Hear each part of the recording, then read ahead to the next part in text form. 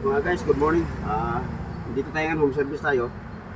Sabi ng may-ari, umubirit daw ito. Pero, try muna natin i-start. Kung totoong nag-ubirit, no? So, testing muna natin, mga idol. Kasi sabi niya, nag-ubirit daw ito. So, testing natin, mga idol. Testing muna natin bago natin baklasin itong makina. Ayan, ito yung makina na ito. F6A, Bell Valve Suzuki ito, 3 cylinder. Ayan natin.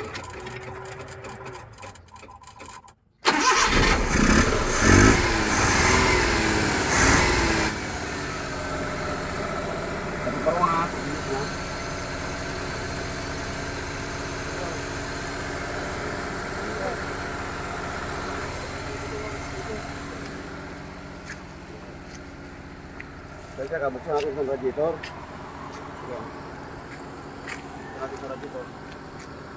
So, malaman natin kung talagang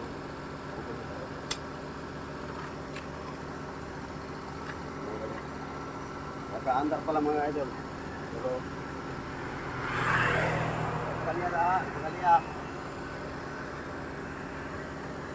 May pressure na yung may pressure na yung radiator. So, may tama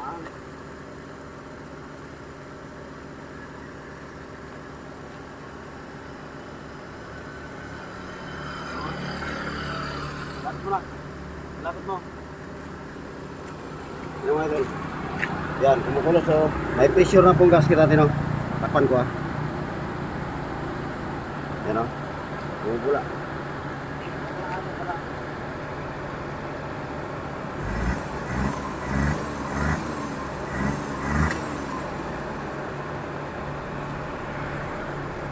Ayun, lumalabas mga idol. So, may pressure na. So, kailangan natin buksan yung cylinder head, no? Palitan natin ng gasket. Ano? Hindi pa masyado kasi isang bisis na doon ito nag-overheat. So bubuksan natin ito. Ay, parang natin siya.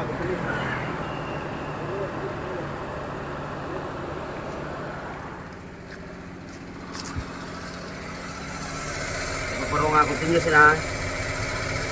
Hindi natin langis niya kung hindi pa nagkala na yung mga may kunting mga idol, may kunting tubig din siya mga idol. Yun. So yun mga idol, buksan natin itong cylinder head. Palitan natin ng gasket, no? So yun, kasi head gasket lang ito mga idol, head gasket lang, wala iba problema ito. So hanggang mamaya, panoorin nyo ang karugtong nitong video mga idol. So good morning.